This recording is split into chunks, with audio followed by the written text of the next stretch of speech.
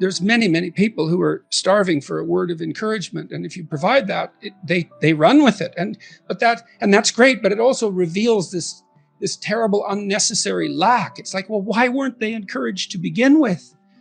You know, and that's a deep hole to fall down. And, you know, because you can never stop answering that question once you start asking it. And, you know, it has something to do with the fundamental difficulty that everyone who's human has in valuing their own existence because of its imperfections and finitude. And what you want to do is, for your child, is that you want the best for the best in them. That's what you want. And that's what you want from people that you surround yourself with. Now, they'll hold you to a high standard if that's the case, right? Because whenever you degenerate in any of the multiple ways that you're likely to degenerate, they're going to like whack you on the back of the head and say, you know, clue the hell in, you know, you're demeaning yourself, you're less than you could be. And there's real judgment in that, and it's harsh, you know. But with friends, it's the same thing. You want friends, they're not friends if they're not these people. You want friends who, when something good happens to you, that's good for you, right? They're happy about that. They're not like all bitter and resentful underground and like saying horrible things behind your back and telling you how they did something that was better and trying to drag you down. It's like, that's not helpful. And then when something bad happens to you and you go to them and you say, look, this terrible thing happened to me. First of all, they don't try to top it with some like horrible thing that happened to them because they don't have the patience to listen. And second, they're not secretly gloating about the fact that catastrophe finally befell you. It's like they're actually hurt by it. And that chapter is an injunction. Is like, take a look at the people that are around you. And if they're not on the side of what's good for you, then walk away.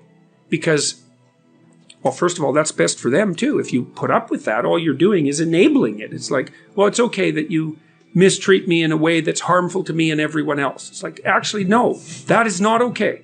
It's not the least bit okay. That doesn't mean you shouldn't try to help someone when they're down. That's a whole different issue. Well, what should you do with your life? And like, I've seen people who've accomplished anything that you can imagine in terms of accomplishments.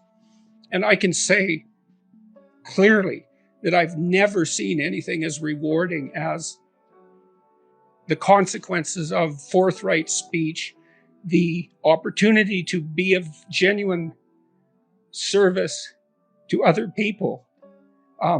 There's way more reward in that than in any of the things that people chase in a more finite and limited way. To stand up straight with your shoulders back is to open yourself up to the world. You're not in the defensive crouch of a prey animal, technically speaking. And that is the circuitry that's governing posture. It's prey versus predator, or something like that.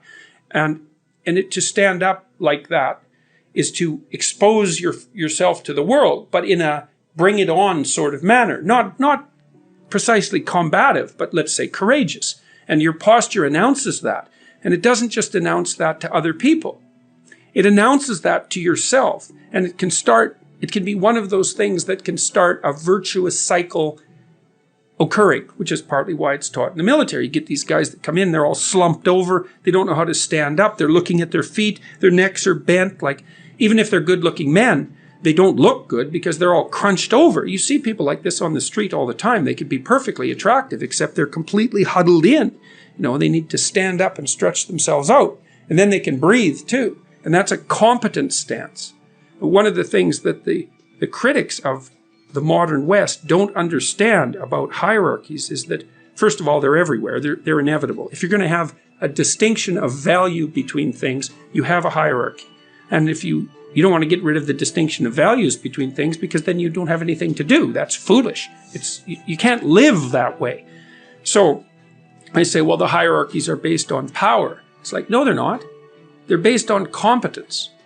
And there isn't anything more powerful than competence. But power isn't tyranny. It's not brutality. It's not threat. It might be the hint of all those things. You know, because I don't think you can be fully competent without being able to hint at those things. But hierarchies in the West are fundamentally based on competence. It doesn't mean they're not flawed, because we miss the mark lots. And there's lots of reasons why perfectly competent people don't attain the position that they deserve and that they should have for their benefit and everyone else's. The hierarchies are tainted by corruption, but fundamentally they're based on competence. So like if a lobster gets defeated in a fight, then he's statistically more likely to lose the next fight than you would guess from a tally of his previous victories. So that's the first thing. If you lose, you increase your risk of further loss.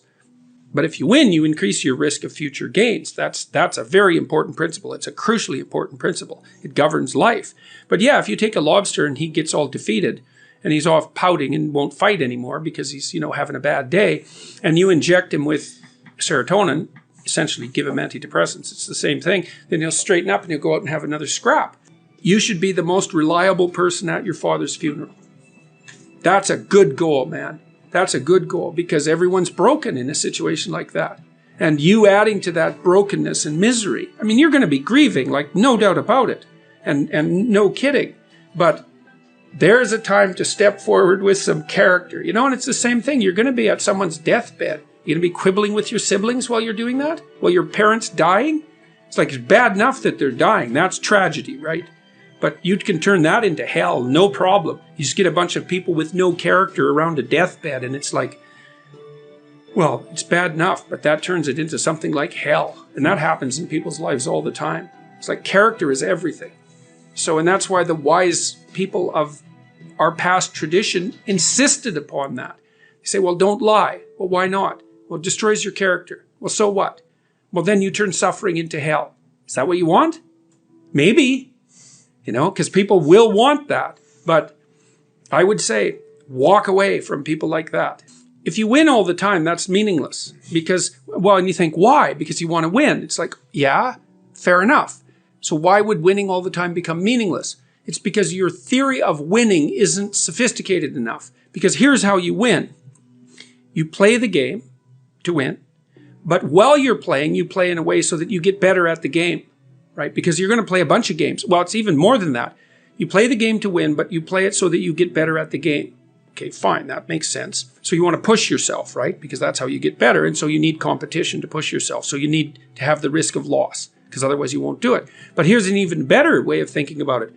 You play the game so that you don't only get better at that game, but you get better at the entire set of possible games. And that's what you do when you're a good sport. It's like, well, so how do you do that?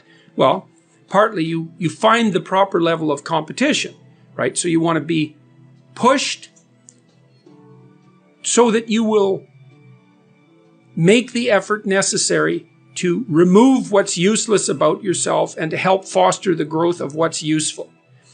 And if you do that, then you get the joy of participating in the game towards victory, but the extra joy of building yourself more and more strongly at the same time. And so when you tell your kid, doesn't matter whether you win or lose, it's how you play the game. Your kid says, what do you mean by that? And you say, life is not a game, it's a series of games. It's actually a series of diverse games. Okay, so who's the winner of the series of diverse games? Because that's the real question, right? Not who wins a game. It's like, whatever, you win a game. It's like, if I hold a gun to your head and we're playing chess, I could say lose. Yeah. It's like I win. It's like, well, that's not helpful, obviously. So you want to teach your kid, you want to help your kid learn to be the winner of the set of diverse games. Okay, so what does that winner look like? Well, here's the first clue. That's the person who keeps getting invited to play. So because you win. If people invite you to play all the time, you have opportunities coming to you just nonstop. And maybe, like, let's say you have 50 opportunities and each of them are potentially 50% for you and 50% for the other person. You think, well, that's a pretty good deal. And then you think, well, wait a minute, let's flip this around. So it's like 60% for the other person and 40% for me. I'm going to go overboard in the generosity. You think, well, then what happens? Well, then instead of having 20 opportunities at every moment, you have like 50 opportunities at every moment. And that's what you want for your kids, is you want all the invisible doors around them to open. And you do that by saying, play nobly, right? Pay attention to your teammates. Pass the damn puck so they get a chance, right? Even if you're the best player on the team, Help the people on your team develop. Don't grandstand. In this instinct we have to find someone to admire. That's the deepest of religious instincts, and it's unbelievably deep in human beings. And and we have this mimicry, this capacity for mimicry that's an integral part of our cognitive architecture, and it's the precursor to thought. And we do identify. You notice you admire someone. That is the instinct to mimic. Because to admire is then to want to be that. And that's the action of the moral instinct. It finds a target in the world and it says, well, I could be like that. But at first it says, this person is attractive or this person is compelling. It grabs you. It grabs you. And that's the instinct for further development. It's a very positive thing. It can be a very positive thing.